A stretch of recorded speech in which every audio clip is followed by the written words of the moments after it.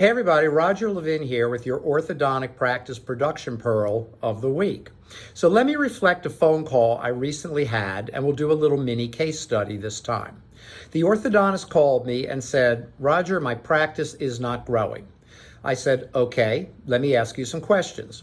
Do you have competition from other orthodontists? He said, yes. In fact, two new orthodontists who are much younger than me and very aggressive, we always call them very aggressive, have moved in the last couple of years.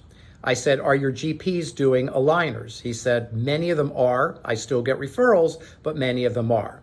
I said, do you have any DSOs in your area offering aligners at $2,000 or less? He said, yes, we've got this dental and that one, and they're advertising the aligners. So that gave me a sense of the landscape. Good to ask yourself those same questions. But then I said to him, so tell me the 5 things you've done differently to improve your practice in the last 3 years. Dead silence. Now remember, I never criticize, I never judge, so please don't ever think I'm doing that in these pearls. I should never let you think that. I was really asking the question. If he rattled off 5 things he had done, then I would know he either didn't do them well or they didn't work. That would have been a different conversation. But there was this sort of silence. Then after, a little bit of time, he goes, well, I really can't point to anything big that I've done in the last year or two. And then he said, maybe that's why I'm not growing. It's like he got it. Basically, he hadn't been thinking about ways to grow.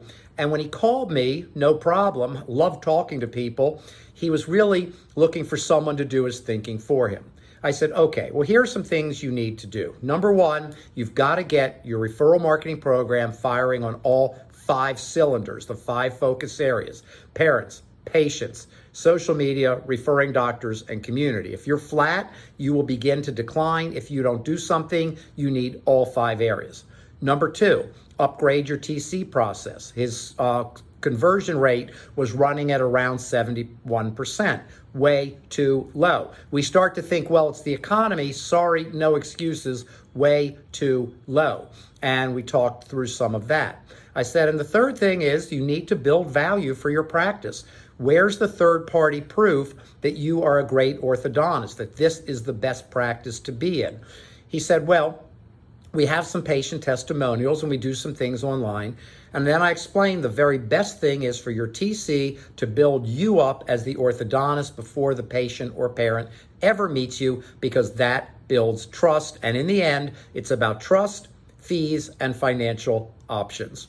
As always, I wish you increased practice production and referrals every year, and I'll see you next week.